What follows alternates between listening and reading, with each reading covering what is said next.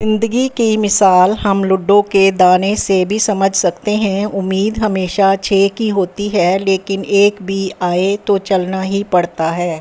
آپ کا what's app status آپ کے اندر کی آواز ہے۔ کوشش کریں کہ اپنی آواز جائز رکھیں، سننے والے دیکھنے والے کو گناہ نہ ہو۔ دعائیں لیتے رہا کیجیے، یہ وہاں کام آتی ہیں جہاں دولت اور ڈگریاں کام نہیں آتیں۔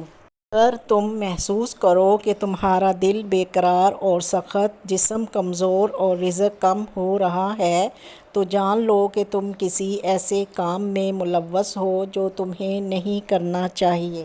زندگی کا سادہ سا اصول بنا لو، کسی کی مدد کر سکتے ہو تو کر دو اور بدلہ اللہ پاک پر چھوڑ دو۔ اس سے زیادہ نفع کا بزنس نہیں ہے دنیا میں۔ انسان کی پریشانی کی وجہ یہ بھی ہے کہ انسان تقدیر سے بہت زیادہ اور وقت سے پہلے چاہتا ہے۔ ہم ایسے معاشرے میں رہتے ہیں جہاں لوگ ڈرامے دیکھ کے روتے ہیں اور حقیقت دیکھ کر کہتے ہیں کہ سب ڈرامہ ہے۔ انسان ایسا غافل منصوبہ ساز ہے کہ وہ اپنی ساری پلاننگ میں کبھی اپنی موت کو شامل ہی نہیں کرتا۔ لفظ انسان کے غلام ہوتے ہیں، مگر صرف بولنے سے پہلے تک۔ بولنے کے بعد انسان اپنے الفاظ کا غلام بن جاتا ہے۔ وقت ایسا چل رہا ہے جہاں تمام اچھی باتیں، ہمدردیاں، سچی محبتیں اور انسانیت سوشل میڈیا پر موجود ہیں، لیکن انسان کے کردار میں نہیں۔ سیدنا معاویہ رضی اللہ تعالیٰ عنہ فرماتے ہیں، میں ہر شخص کو راضی کر سکتا ہوں سوائے حاسد کے۔ وہ تبھی راضی ہوگا جب مجھ سے نعمت چھن جائے گی۔ چیز ہمیں ملنے کی نہیں ہوتی، کچھ چیزیں خوبصورت دھوکہ اور بدترین شر بھی ہوتی ہیں۔ اللہ کریم سے کسی چیز کے نہ ملنے پر بدگمان نہیں ہونا چاہیے، کیونکہ لکھنے والا احساس لکھتا ہے اور پڑھنے والا الفاظ پڑھتا ہے۔ زندگی کے اس سفر میں صبر انسان کا بہترین ساتھی ہے، لیکن زندگی میں کچھ نہ کرنا اور ہاتھ پر ہاتھ رکھ کے بیٹھ جانا صبر نہیں بلکہ بزدلی اور اللہ پر توکل کی کمی ہے۔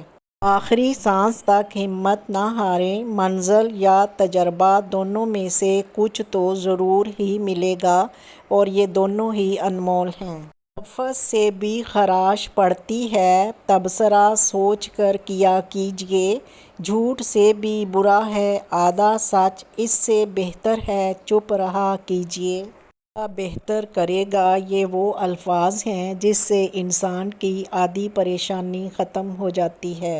حضرت ابوبکر صدیق رضی اللہ تعالیٰ عنہ کا قول ہے، اخلاص یہ ہے کہ اعمال کا عوض نہ چاہے، دنیا کو آخرت کے لیے اور آخرت کو اللہ تعالیٰ کے لیے چھوڑ دے۔